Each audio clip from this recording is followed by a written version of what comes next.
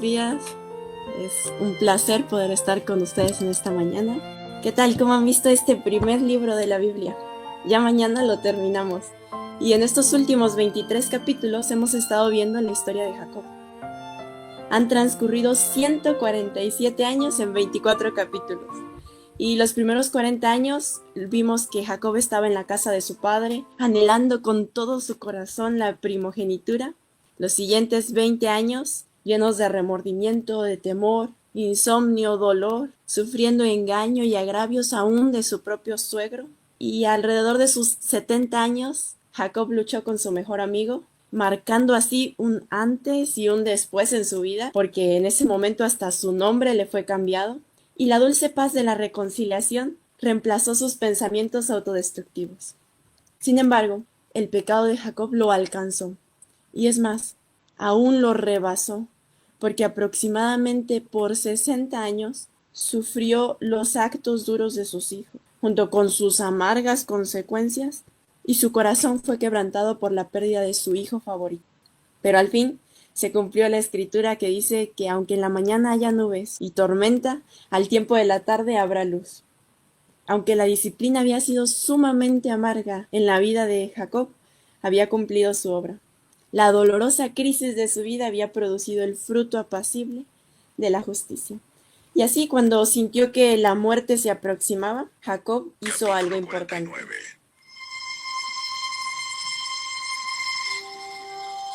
Entonces Jacob hizo llamar a todos sus hijos y les dijo: Júntense alrededor de mí y les diré lo que le ocurrirá a cada uno de ustedes en los días venideros.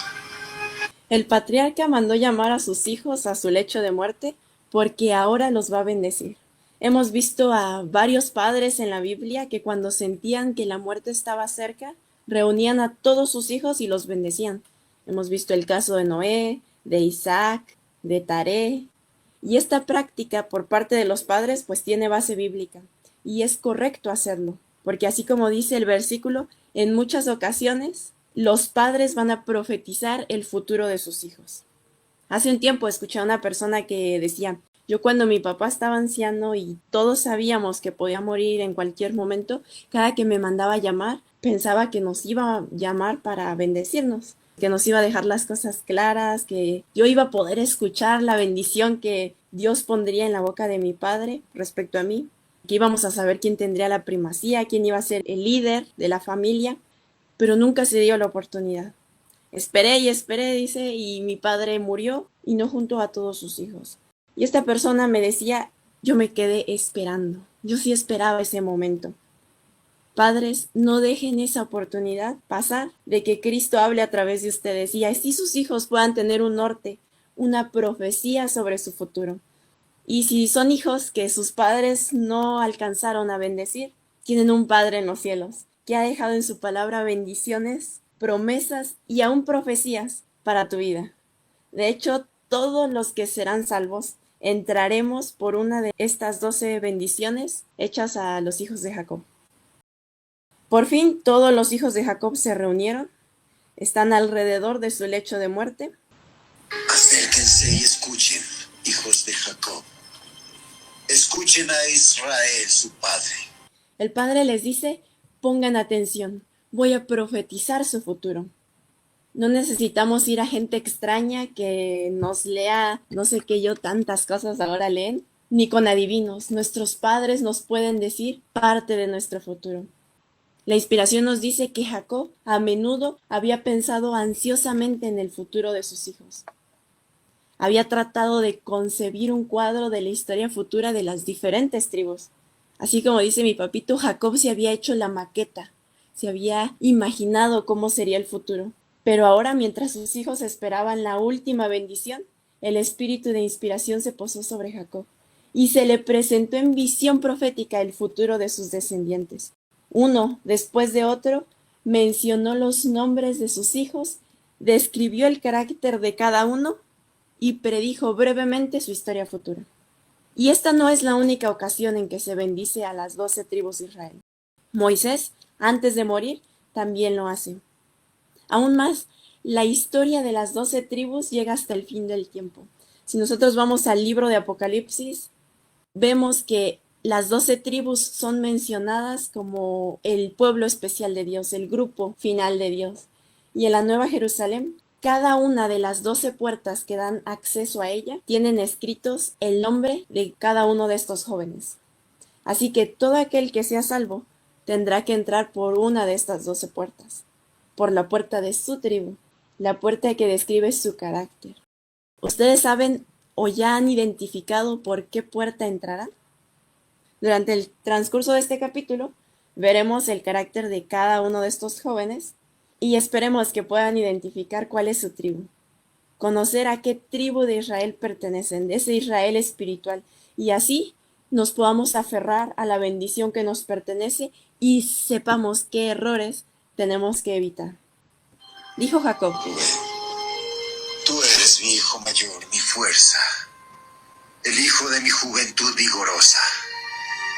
Tú eres el primero en rango y el primero en potencia.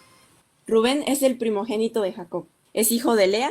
Su nombre es un nombre compuesto y recordemos rápidamente su significado.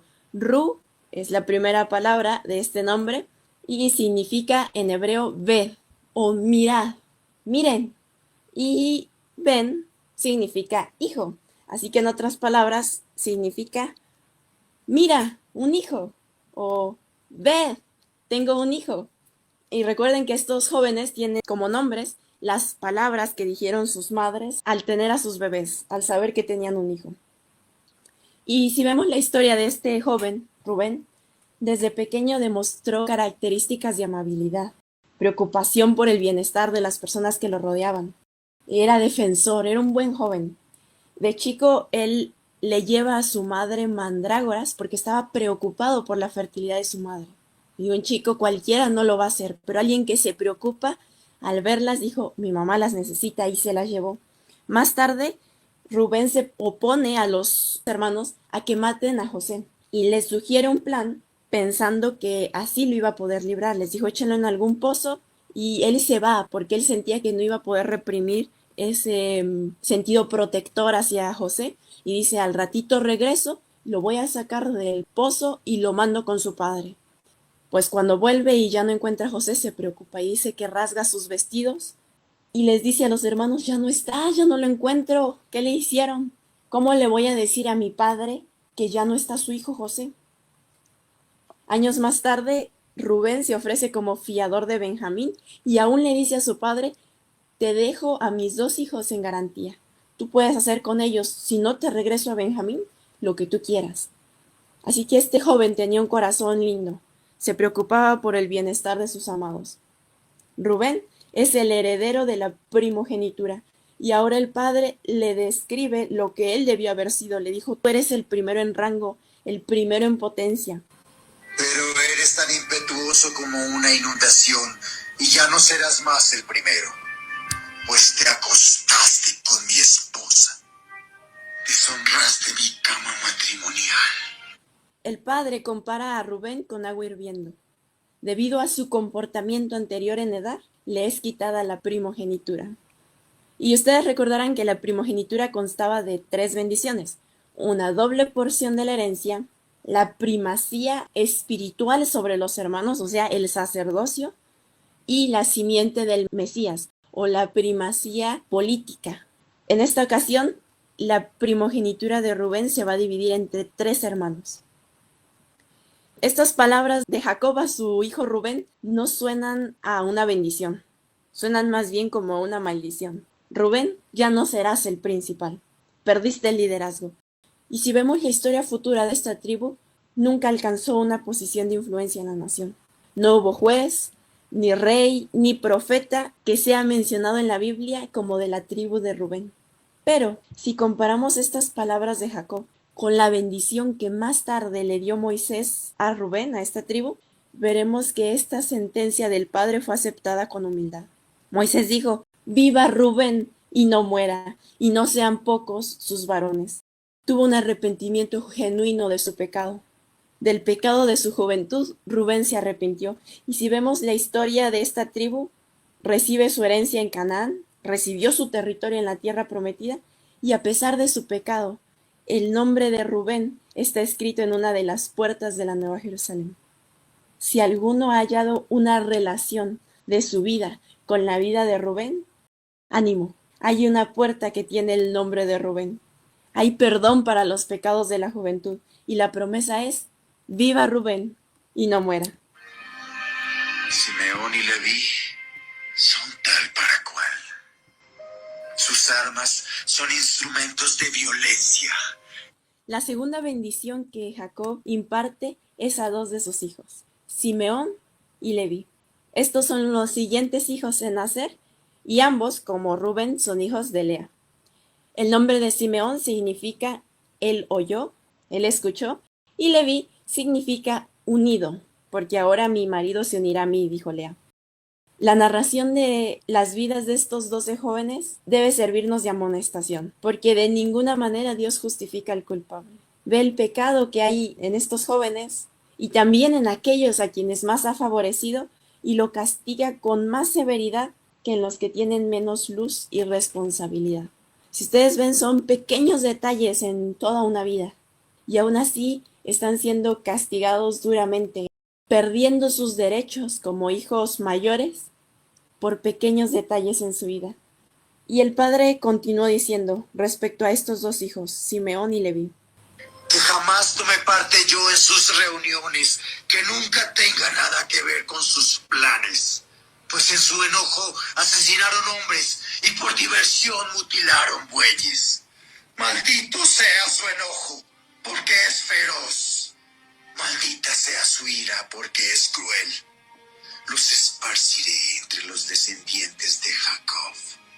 Los dispersaré por toda Israel. Simeón y Leví no solo son hermanos de carne, según estas palabras de Jacob, pero también son hermanos en pensamientos, ya que ambos se unieron para vengar la deshonra de Dina, su hermana, y más que haber hecho justicia, habían actuado con crueldad excesiva. Y es que en su enojo, en su ira, no solo mataron al culpable y a todos los hombres de la ciudad, sino que también lastimaron al ganado de los siquemitas, animales inocentes que nada tenían que ver con el asunto. En la versión Reina Valera del 60, Jacob dice, desjarretaron a los animales. Esto es dejar literalmente inválido a un animal, porque le cortaron sus tendones. Y su padre menciona este hecho porque resaltó la agresividad de estos jóvenes hasta con los inocentes. Este rasgo de carácter descalificó a estos hermanos para el liderazgo. Sabemos que Simeón fue quien quedó en la cárcel de Egipto mientras los otros hermanos volvían para traer a Benjamín, y esto se debió a su crueldad manifestada hacia José. Y el padre ahora les dice unas palabras bien interesantes. En su consejo no entre mi alma, ni mi espíritu se junte en su compañía. Aquí Jacob está usando un paralelismo que los hebreos utilizan frecuentemente, y es decir dos veces lo mismo, pero en dos frases distintas, ya que, como hemos visto, pues esta bendición de Jacob es dicha en tono de poesía, en tono poético, y el Espíritu de Dios que está hablando a través de Jacob lo inspira a decir estas palabras. Dice, ni mi espíritu se junta en su compañía. Y cuando él decía, ni mi espíritu se junta en su compañía, no estaba hablando de otro Jacob, de un alter ego de Jacob, ni de otro ser. Está hablando de él mismo, de su propio espíritu, de su alma. En el Nuevo Testamento dice que así como le es el espíritu al hombre, así le es el espíritu a Dios. Entonces, cuando hablamos del espíritu de Dios, estamos hablando de Dios mismo, de su propio espíritu, no de otro ser. Así como cuando hablamos del espíritu de Jacob, estamos hablando de Jacob mismo, no del espíritu de otro. Y el Padre les dice, yo los apartaré de Jacob y los esparciré en Israel. Estas palabras tampoco suenan a una bendición, más bien, como en el caso de Rubén, suenan más a maldición. Esta profecía se cumplió. Un poquitito antes de entrar a la tierra de Canaán, se hace un censo de todas las tribus de Israel. Y la tribu de Simeón era la más pequeña de todas. Es más, cuando Moisés les da la bendición a las 12 tribus, no menciona a Simeón, como si no existiera Simeón. Y más tarde, cuando se establecen ya en la tierra prometida, la tribu de Simeón solo recibe una pequeña porción de tierra, de ciudades más bien, que estaban dentro del territorio de Judá. No tiene una herencia, una heredad. Solo son pequeñas ciudades dentro del territorio de otro hermano.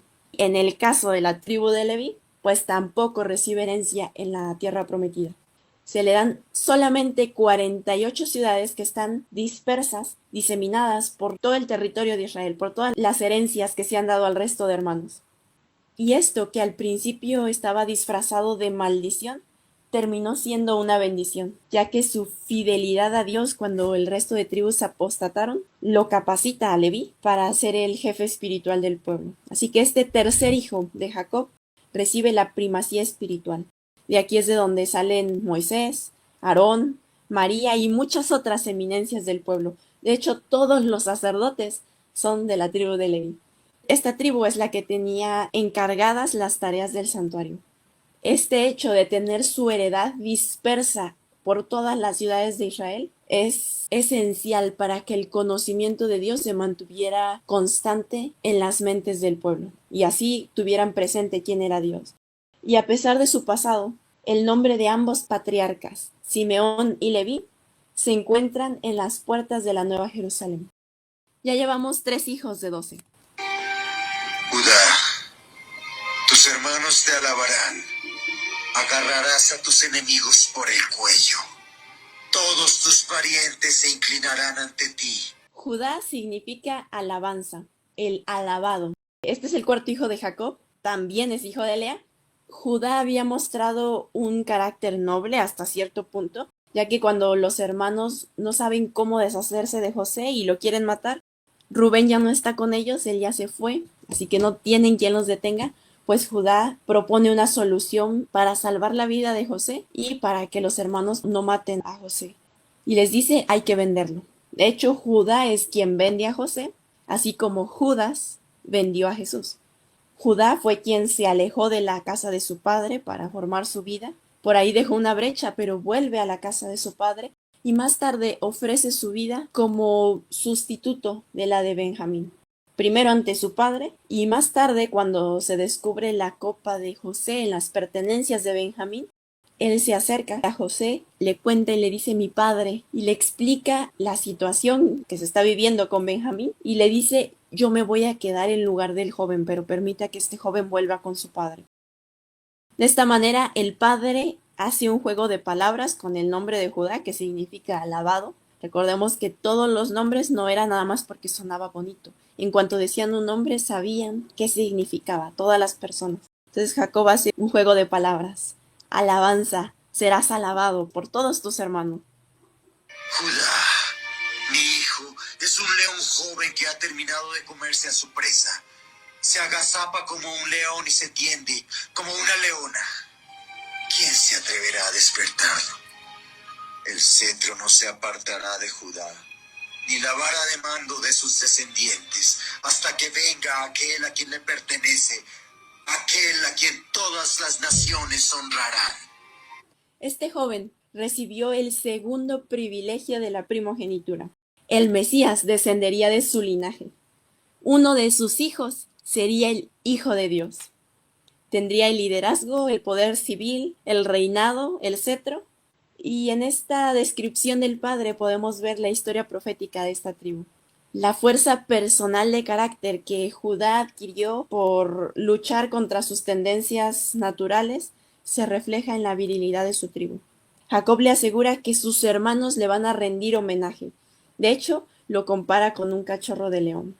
Este animal es el rey de la selva, que crece hasta la plenitud de la ferocidad, y el padre dice con la ferocidad de un león viejo que vagabundea por los bosques, intrépido, sereno, y que nadie va a desafiarlo ni a molestarlo, pues así el padre lo compara.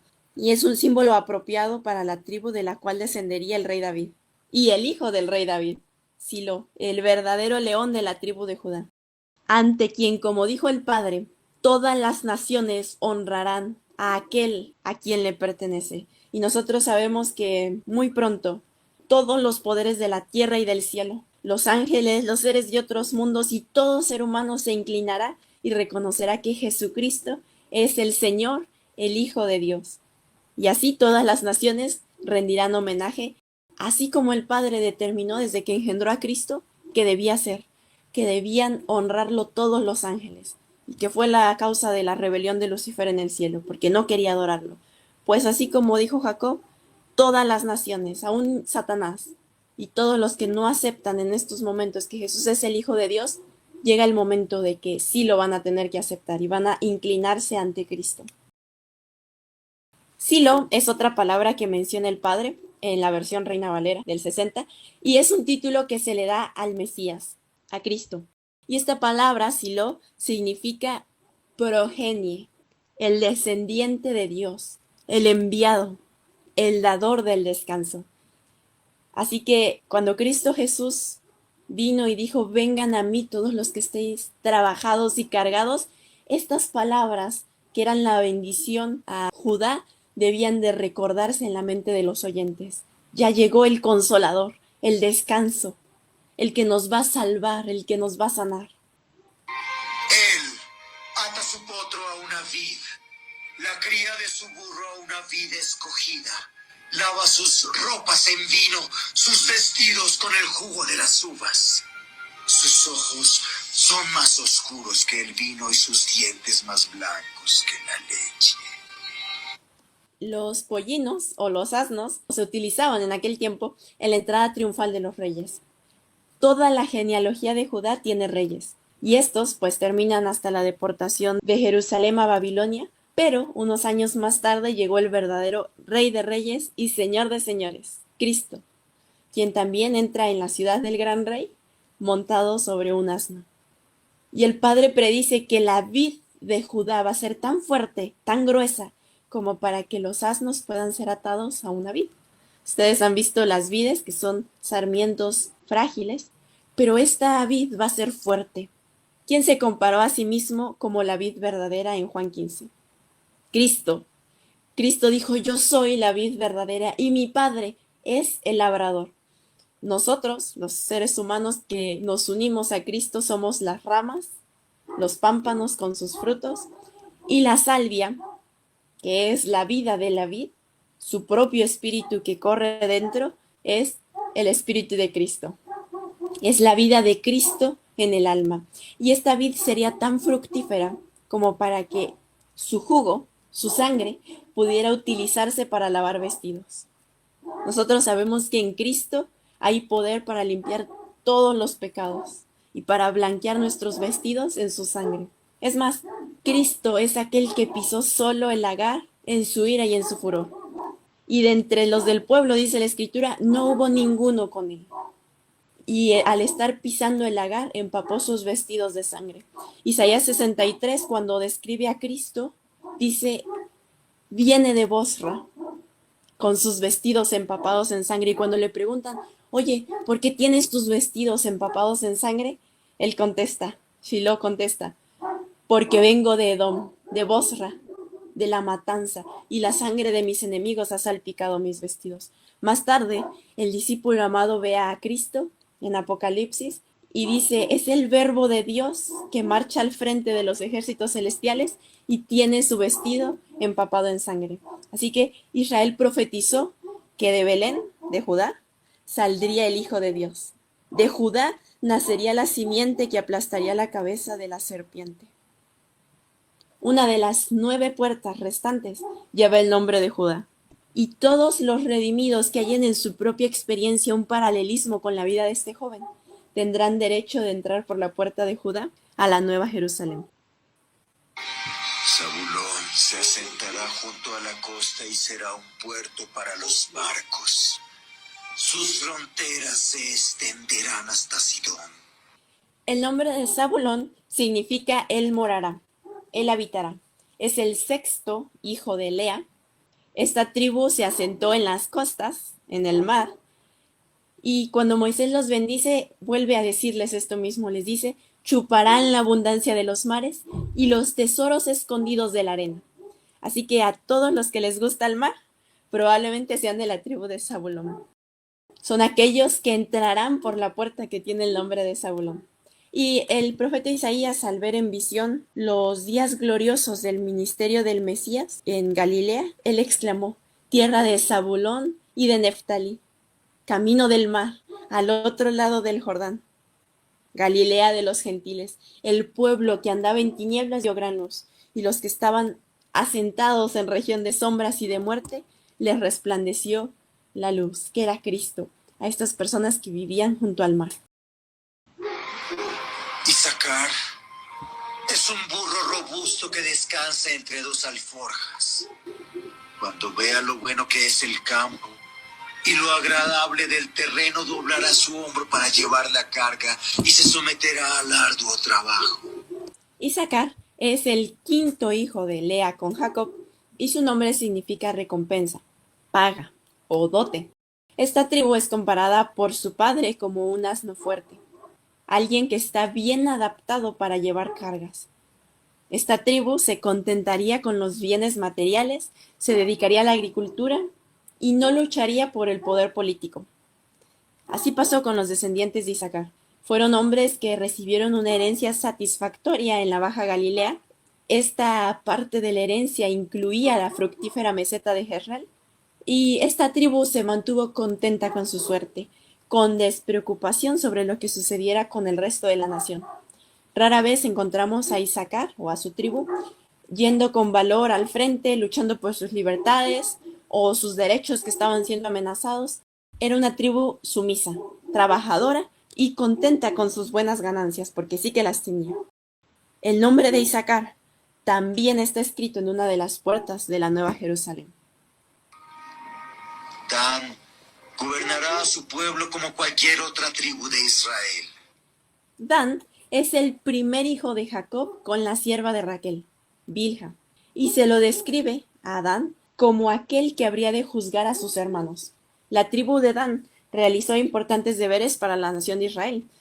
Sansón, quien fue el juez más famoso, era de la tribu de Dan y juzga a Israel por 20 años. Sin embargo, la tribu de Dan tenía un pequeño defecto.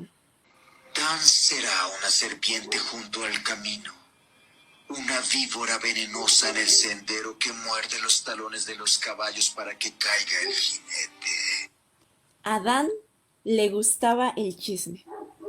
Le gustaba saber para poder platicarlo y así poder juzgarlo. Por eso es que el padre dice: Dan, eres una serpiente venenosa junto al camino. Salen a ver qué hay de nuevo, a ver qué historia nueva sucedió. Buscan algo nuevo para contar, pero esta actitud daña, porque muerde los talones del caballo y hace caer al jinete. Y muchos en esta caída mueren. En Levítico, el capítulo 19, Dios les advierte: no propagues chismes entre tu pueblo, no atentes contra la vida de tu prójimo, yo soy el Señor. No abrigues en tu corazón odio contra tu hermano, no te hagas cómplice de su pecado, no te vengues ni guardes rencor contra los hijos de tu pueblo. ¿Con qué muerde la serpiente? Con la boquita. Del mismo modo el chisme, las palabras de juicio salen de la boca. Y dice Levítico que al hablar de una persona, estamos atentando contra la vida de esta persona. Y eso era lo que pasaba cuando la serpiente mordía el caballo. Esto era un atentado contra la vida del que iba montando el caballo. Y no solamente estamos atentando contra la vida de la persona. Cuando chismeamos nos estamos haciendo cómplices del pecado que estamos hablando. Nos estamos cargando culpa. Estamos abrigando odio, rencor en el corazón. Nos estamos vengando, según este versículo. Estamos también guardando rencor y resentimiento hacia el objeto del chisme en el corazón de aquellos con quien lo divulgamos. Así que, como la serpiente mordía y hacía caer a aquella persona que montaba el caballo, nuestra lengua puede encender fuegos, puede quemar, herir y aún matar. En Proverbios, el capítulo 26, el versículo 20 nos dice que nuestra lengua puede estar encendiendo pleitos.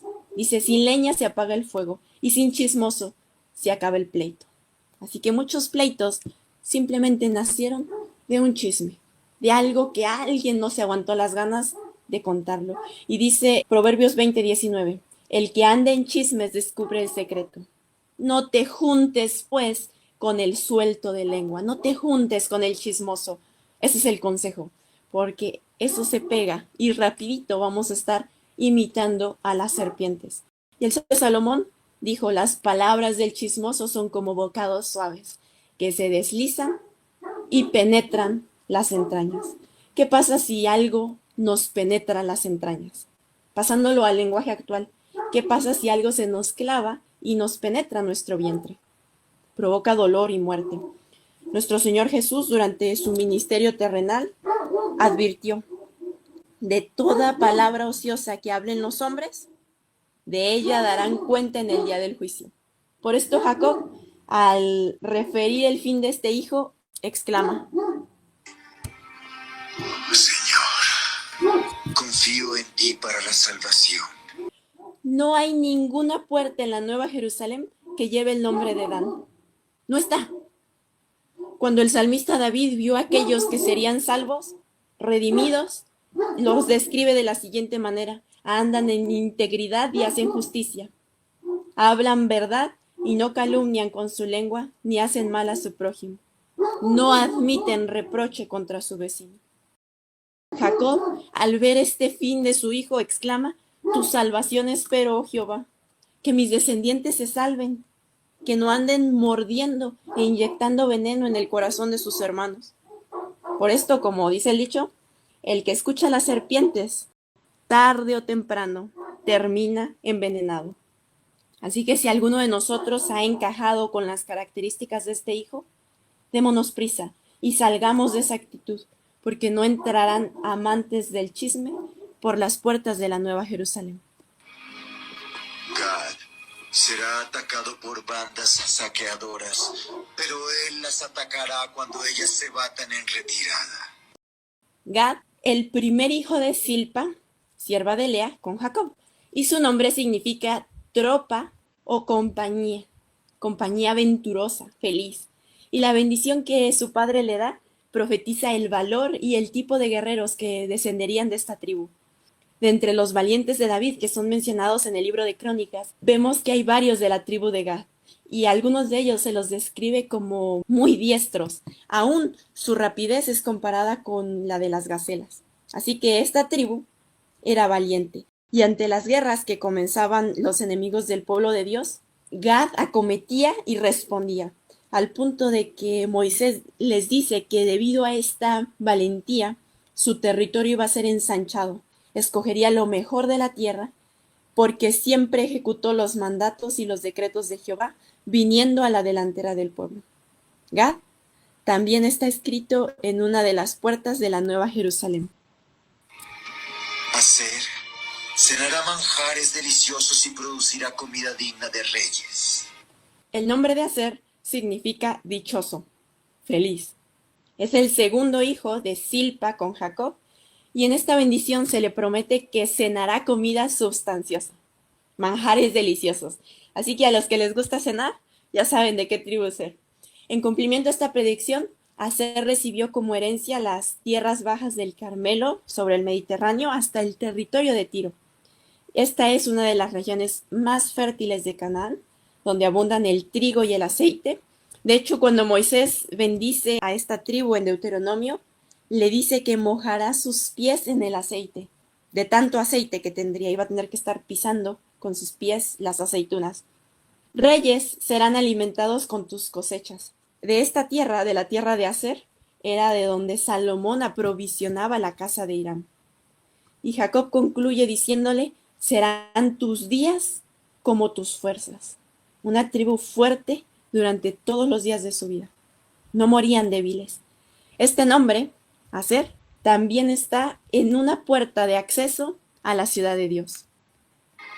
Neftalí es una sierva en libertad que tiene hermosos cervatillos. Neftalí es el último hijo de Bilha con Jacob, y su nombre significa luchó con luchas de Dios y venció. En el canto que Débora entona después de la victoria sobre el rey Javín y el resto de los reyes cananeos que estaban aliados con él, menciona a la tribu de Neftalí como una de las tribus victoriosas. Neftalí poseía tierras tanto en el occidente de Canaán como en el sur, y la elocuencia del canto y de la poesía estaban manifestadas en esta tribu del norte. Finalmente el padre llega con José, Y el corazón del padre desbordó al invocar las bendiciones sobre el más amado de sus hermanos, el Nazareo, aquel que era un vívido paralelismo con la vida del Hijo de Dios, Cristo el unigénito. José es la cría de un burro salvaje, la cría de un burro salvaje junto a un manantial, uno de los burros salvajes sobre la cresta de la tierra. Los arqueros lo atacaron ferozmente, le dispararon y lo hostigaron, pero su arco permaneció tenso y sus brazos fueron fortalecidos por las manos del poderoso de Jacob, por el pastor, la roca de Israel. José es el primogénito de Raquel y es quien obtiene el tercer y último privilegio de la primogenitura, una doble porción de la herencia.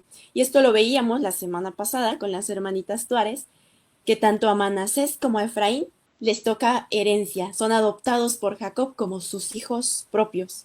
Y ambas tribus llegan a ser dos tribus más en el pueblo de Israel, y estas eran las tribus de José. O sea, José obtiene doble porción de herencia en la tierra prometida, doble porción de todo lo material. Y en esta bendición, según la Reina Valera del 60, se compara a José con una rama fructífera, una rama con muchos frutos. Y aún más, esta rama fructífera, este árbol fructífero, que sus vástagos se extienden sobre el muro, está junto a fuentes de aguas. Y estas palabras de Jacob me hicieron recordar el Salmo 1, donde se compara al justo con un árbol que está plantado junto a corrientes de agua, que da su fruto a su tiempo. Y ahora el Padre va a hablar tanto de la vida pasada de José como de la vida de Cristo, cuando fue hecho hijo de hombre. Y el Padre exclama, lo asaetearon, le causaron amargura, le aborrecieron, pero su arco se mantuvo poderoso. Los brazos de sus manos se fortalecieron por las manos del fuerte de Jacob, por el nombre del pastor, la roca de Israel. ¿Quién fortaleció las manos de José para lograr tales victorias? El fuerte de Jacob. ¿Ustedes recuerdan quién es el fuerte de Jacob? ¿Quién es aquel con quien luchó Jacob toda la madrugada hasta que rayaba el alba? Ese fuerte es el pastor, el buen pastor, Cristo Jesús, la roca herida. Este mismo amigo de Jacob con el que luchó, fortaleció a su siervo José en Egipto y lo libró de todo mal. Y ahora el Padre comienza a mencionar a un segundo ser, a otro ser en esta bendición. Que el Dios de tu Padre te ayude. Que el Todopoderoso te bendiga con bendiciones de los cielos de arriba y con bendiciones de las aguas profundas de abajo y con bendiciones de los pechos y del vientre. ¿Quién era el Dios del padre de Jacob? Era el Padre de Cristo. Ese Dios omnipotente es el Dios de Abraham, de Isaac, y también es el único Dios verdadero. También era el Dios de José. Y debería ser nuestro Dios hoy, si es que queremos entrar por una de las puertas de la Nueva Jerusalén. Únicamente ese Dios nos puede bendecir con bendiciones infinitas. Nos puede colmar con bendiciones de los cielos y bendiciones del abismo. Que mis bendiciones paternas sobre ti superen las bendiciones de mis antepasados y alcancen las alturas de los montes eternos. Que estas bendiciones descansen sobre la cabeza de José, quien es príncipe entre sus hermanos. Este joven, que es llamado Él multiplicará la bendición, es lo que significa el nombre de José, llega a ser el apartado entre sus hermanos. Es una figura de Cristo, quien es el señalado entre 10,000. Por esto recibe mayores bendiciones que las que han recibido anteriormente los familiares ascendentes de Jacob. Y estas bendiciones deben estar en la frente de José, dice el Padre. El nombre de José también tiene una puerta en la ciudad santa. Benjamín es un lobo rapaz que devora a sus enemigos por la mañana y reparte su botín por la tarde. Benjamín es el último hijo de Raquel, en cuyo parto muere la amada esposa de Jacob, y su nombre significa hijo de mi mano derecha. El carácter belicoso que el padre moribundo le atribuye a su hijo menor fue manifestado en los años subsiguientes por sus descendientes. Esta tribu guerreó contra todas las otras tribus de Israel, que eran sus propios hermanos, y en varias ocasiones gana la guerra contra todas las otras tribus. De paso, esta guerra está siendo provocada por la propia impiedad de los benjamitas. Sin embargo, los benjamitas eran arqueros y honderos distinguidos. De esta tribu es de la que salen el juez Ahod, que es mencionado en Jueces, es un héroe en Israel, el primer rey de Israel, el rey Saúl, y su valiente hijo Jonatán. Y así termina la bendición del Padre. En estos capítulos vemos cómo, no solamente en este, sino en los anteriores, vemos cómo la inspiración registra fielmente las faltas de los hombres que fueron distinguidos por el favor de Dios. En realidad, vemos que sus defectos destacaban más que sus virtudes. Aunque eran pequeños los defectos, pero son bien marcados en la Biblia. Muchos se han preguntado por qué pasa esto en la Biblia, y ha sido motivo de que el infiel se burle de la inspiración, pero es una de las evidencias más poderosas de la veracidad de la Escritura. Este hecho de que no se hermosean las acciones de los personajes principales ni se ocultan sus pecados es la prueba de que fue inspirada por Dios. Porque si hubiera sido escrita por hombres, indudablemente se habría resaltado lo más favorable de su vida. Se había escrito un aspecto más favorable de estos jóvenes y de los anteriores. Pero tal como es, se nos ha proporcionado un correcto relato de sus vidas. Que estos 12 jóvenes, estas 12 tribus, provenían de una familia altamente disfuncional, con pasados difíciles, con traumas, con graves pecados, pero alcanzaron la bendición. Y ese es un aliciente para nosotros. No importa nuestro pasado, podemos entrar por una de las puertas de la Nueva Jerusalén si el día de hoy decidimos apropiarnos de las promesas de Dios y vencer como estos jóvenes. Estas son las 12 tribus de Israel, y esto es lo que su padre dijo a sus hijos al despedirse de ellos. Los bendijo con un mensaje apropiado para cada uno. Jacob siempre había sido un hombre de profundos y apasionados afectos. Su amor por sus hijos era fuerte y tierno, y el testimonio que da de estos jóvenes en su lecho de muerte no es una expresión de parcialidad ni de resentimiento. Jacob había perdonado a todos y amó a todos sus hijos hasta el fin. Su ternura paternal se había expresado en palabras de ánimo y de esperanza, pero en esta ocasión el poder de Dios descendió sobre Jacob y bajo la influencia de la inspiración fue constreñido a declarar la verdad, por penosa que fuera. Una vez que fueron pronunciadas las últimas bendiciones de Jacob, les repite a sus hijos el encargo referente al sitio de su entierro. Y de esta manera, en el último acto de su vida, Jacob manifiesta su fe en las promesas de Dios. Entonces Jacob les dio las siguientes instrucciones. Yo moriré pronto y me uniré con mis antepasados. Entiérrenme junto con mi padre y mi abuelo en la cueva que está en el campo de Efrón, el hitita. Es la cueva del campo de Macpela, cerca de Mamre en Canaán, la cual Abraham compró a Efrón el hitita como lugar de sepultura permanente. Allí están enterrados Abraham y su esposa Sara. Allí también están enterrados Isaac y su esposa Rebeca. Y allí enterré a Lea.